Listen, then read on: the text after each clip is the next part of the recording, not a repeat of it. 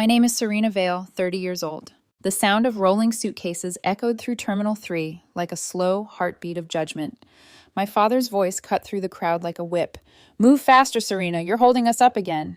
I tightened my grip on my worn leather bag, forcing myself not to flinch.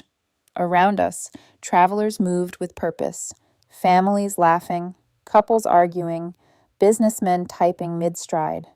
And there I was, standing between my father Richard and his new wife, Patricia, pretending this was just another trip. It wasn't. This was their grand getaway to New York, first-class tickets, luxury suites, social media posts already drafted. And me? The forgotten daughter with a one-way seat and coach, included only to maintain the illusion of family unity. Maybe she's nervous, my stepsister Leia said, flipping her glossy blonde hair. It's probably her first time seeing a plane up close. My father chuckled, the sound hollow. She can't even afford economy, Leia. Don't expect her to know how airports work. Their laughter carried down the corridor. Passengers turned, curious. My face burned hot, but I said nothing. I'd learned long ago that silence cut deeper than words. I adjusted my bag strap and stared out through the giant glass windows where silver planes shimmered under the morning sun. Leia lifted her boarding pass with a grin. First-class boarding, Daddy. We'll have champagne before takeoff. Enjoy that, I murmured. She smirked. Don't be bitter, Serena. Some of us make better life choices. That one landed where she meant it to. 2 years ago, I'd made a choice, walking away from the company I'd helped build after my father handed my division, my entire project, to her. He called it a family transition. I called it betrayal. Now they stood in front of me, polished and proud, while I held the remnants of the life I'd built with my own hands. My father leaned closer, voice low enough to sting without witnesses. Do us a favor. Try not to embarrass the family name. People talk. I met his gaze, calm. People always talk, Dad. It's what they say later that matters. He blinked, not expecting an answer. Then the loudspeaker crackled. Now boarding, Flight 218, first-class passengers to New York. They gathered their designer luggage, laughter already restored. See you in coach, if you can afford it, Leia threw over her shoulder. I didn't answer. I just watched them walk away, disappearing into the tunnel, a perfect picture of money and self-satisfaction. The noise of the terminal blurred. Boarding calls, security alarms, crying children. But through it, another sound emerged, the low click of boots across polished floor. Miss Vale? I turned. A man in a Navy flight uniform stood before me, broad-shouldered, precise, with an air of quiet authority. His tone was polite but firm. Your jet is ready, ma'am. We'll begin pre-flight whenever you're ready. The words hit like thunder. My father stopped mid-step at the gate. Leia froze beside him, confusion flashing across her perfect smile. I blinked once, slowly, then offered the officer a calm nod. Perfect timing. I was getting tired of standing. The officer gestured toward the private terminal beyond the barrier. A sleek black car waited there, its tinted windows reflecting the afternoon sun. Gasps rippled through the nearby crowd. Leia's mouth dropped open. Jet? Her? The officer's voice carried clearly. Yes, ma'am. Miss Vale owns it. My father's complexion drained to ash. Serena, he stammered. What is this? I adjusted the strap on my shoulder, met his eyes, and smiled faintly. You were right, Dad. I can't afford economy. It's too small for me now. For a moment, the world stood still.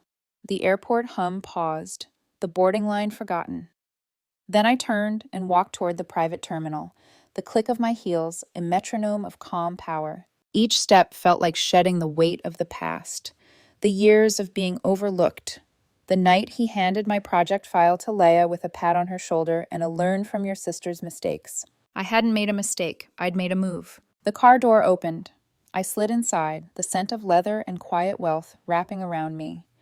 Through the glass, I saw my father still standing there, mouth slightly open, passengers whispering around him. When the car reached the jet, the sunlight hit it full, a sleek silver bird, my company's logo gleaming across the tail, Vale Systems. The flight officer opened the cabin door. Welcome aboard, Miss Vale. Inside, everything gleamed. Cream leather seats, polished wood trim, the faint hum of power beneath the floor. I sank into the seat by the window, exhaling slowly as the engines stirred to life. The city outside looked small now, smaller than their laughter, smaller than the years they spent underestimating me. As the jet rolled toward the runway, my phone buzzed. Dad. I let it ring twice, then answered. His voice snapped through the line. What kind of game are you playing? No game, I said quietly. Just stop living by your rules. I told you to be practical, he hissed. Instead, you ran off chasing dreams. Dreams, I repeated, almost to myself. You mean the company you're still using? The one I built before you replaced me? Silence, then softer. You could have stayed, Serena. You didn't have to walk out. I stared out at the tarmac, memory flashing. His office, the glass walls, Laya's smirk as he signed the papers. You're right, I said finally. I didn't have to. I chose to. The line went dead. Miss Vale, said the officer, approaching with a folder. Your itinerary for New York. Your security team will escort you on arrival. Thank you, I said, closing the folder. He hesitated. If I may, ma'am, it's not every day someone takes back everything they lost. I smiled faintly. It's not about taking it back. It's about becoming someone they never thought I could be. Outside, the engines roared. The ground fell away, and the city shrank beneath clouds streaked gold by morning light. 2 years ago, I'd left with nothing but a laptop, a dream, and the memory of my father's laughter. Tonight, I was flying over every doubt they ever planted in me. Below, they boarded their plane in first class. Above, I owned the sky. The hum of the engines faded into a steady rhythm, a sound that had become more familiar to me than any lullaby from childhood. As the jet sliced through clouds, I rested my head back and closed my eyes, not to sleep, but to remember. 2 years ago, I'd left everything behind. No farewell party, no trust fund safety net, just a resignation letter on my father's mahogany desk and a whisper to myself, don't look back. The first few months were brutal. I rented a single-room apartment above a laundromat in Des Moines. The walls smelled of detergent and rust, and every night I coded until my vision blurred. Vale Systems was born there. One tired woman, one laptop, and an idea no one believed in. AI-based logistics for small businesses. Investors laughed. Banks dismissed me. One even said, "You're talented, Miss Vale, but your last name carries a reputation problem." I remember walking home that night in the rain, gripping my soaked notebook like a lifeline. I wanted to quit, but then I remembered my father's words, "You'll never make it without me." That sentence became gasoline. Back in the present, I reached for my coffee as Officer Grant approached. "We'll land in Manhattan in 40 minutes, he said. "The SUV and your team will be waiting on the runway." "Thank you, Grant." He gave a respectful nod. It's good to see someone earn their wings the hard way. I smiled faintly. The best kind of altitude is earned. When the wheels kissed the runway, sunlight poured through the windows like affirmation. I gathered my coat and stepped out into the crisp Manhattan air. The skyline stretched ahead, steel and glass, daring me to rise higher.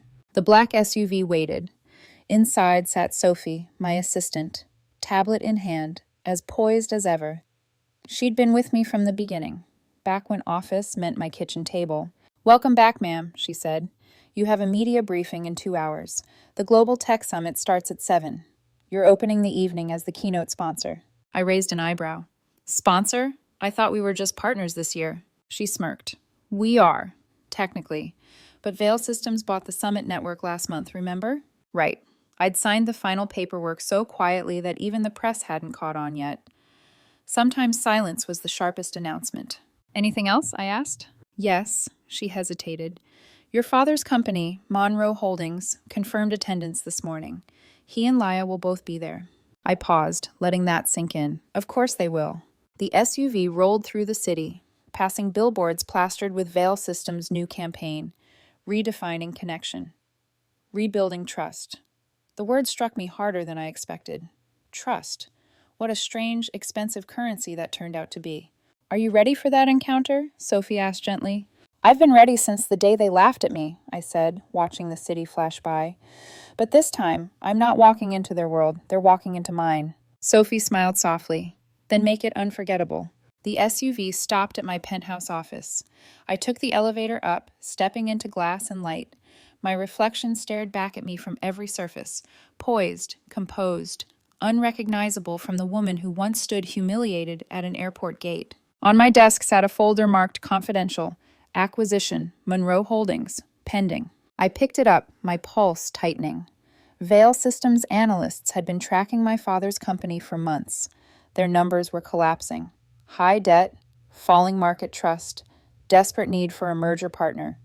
Irony had a wicked sense of timing. Do I proceed? Sophie's voice came from the doorway. Not yet, I said. Let them sweat a little longer. That evening, my team gathered in the dressing suite behind the Summit Ballroom. Stylists adjusted my navy gown. Simple, tailored, powerful.